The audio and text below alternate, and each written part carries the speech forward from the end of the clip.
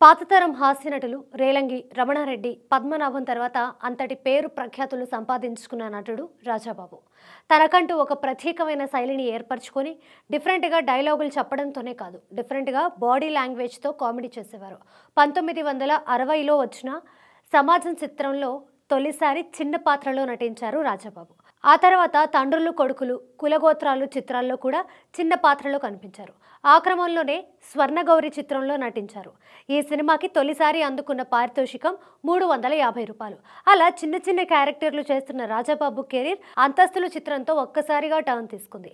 ఈ సినిమాకి రూ. 1,300 పారితోషికం ఇచ్చారు నిర్మాత విబి రాజేంద్ర ప్రసాద్. ఈ సినిమా తర్వాత రాజాబాబును వేషాలు వెతుక్కుంటూ వచ్చాయి. దాంతో బిజీ కమెడియన్ అయిపోయారు. ఒక దశలో రాజాబాబు ఉంటేనే సినిమాను రిలీజ్ చేస్తామని డిస్ట్రిబ్యూటర్లు, నిర్మాతలను అడిగే స్థాయికి చేరుకున్నారు. కమెడియన్గా అంతటి క్రేజ్ సంపాదించుకున్న తరుణంలోనే రాజాబాబుకి ఒక హిందీ సినిమా చేసే ఛాన్స్ వచ్చింది. 1975లో విడుదలైన రాణి ఔర్ లాల్ పరి అనే సినిమాలోని ఒక పాట కోసం రాజాబాబుని బొంబాయి పిలిపించారు.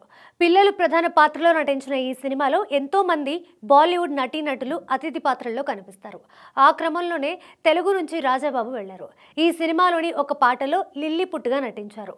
షూటింగ్ పూర్తయిన తర్వాత రెమ్యునరేషన్ ఎంత ఇవ్వమంటారు అని రాజాబాబుని అడిగారు నిర్మాత. ఒక పాట కోసం రెమ్యునరేషన్ ఆశించలేదు రాజాబాబు. ఆయన అడిగినందుకు మీ ఇష్టం అన్నారు. చేసింది ఒక్క పాటే కాబట్టి 5,000 ఇస్తే అదే ఎక్కువ అనుకున్నారు. కానీ ఆ నిర్మాత 40,000 చేతిలో పెట్టారు. అంత అమౌంట్ ఇచ్చేసరికి షాక్ అయ్యారు రాజాబాబు. ఆ డబ్బు తీసుకున్నారు. తను అనుకున్న 5,000 ఉంచుకొని మిగతా 35,000ను ఆ పాట చిత్రీకరణలో పాల్గొన్న టెక్నీషియన్స్ అందరికీ పంచిపెట్టారు. రాజాబాబు మంచితనాన్ని ప్రతిబింబించే సంఘటనల్లో ఇదొకటి. రాజాబాబుకి సేవాగుణం ఎక్కువ. తన జీవితంలో ఎంతో మందిని ఆర్థికంగా ఆదుకున్నారు. ఎన్నో సేవా కార్యక్రమాలు చేశారు.